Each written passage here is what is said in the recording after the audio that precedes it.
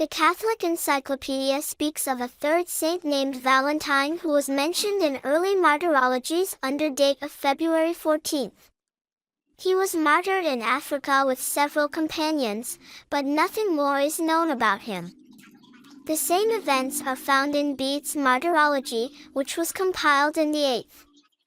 Who were forbidden to marry by the Roman emperor. An 18th century embellishment to the legend claims he wrote the jailer's daughter a letter signed, "Your Valentine," as a farewell before his execution. The 8th century Gelasian Sacramentary recorded the celebration of the feast of Saint Valentine. There are several martyrdom stories associated with various Saint Valentines connected to February 140, including an account of the imprisonment of Saint Valentine of Rome for ministering to Christians persecuted under the Roman Empire in the 3rd century.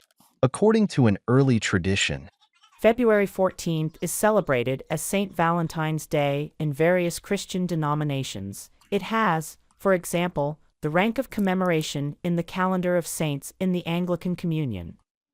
The feast day of St. Valentine is given in the calendar of saints of the Lutheran Church.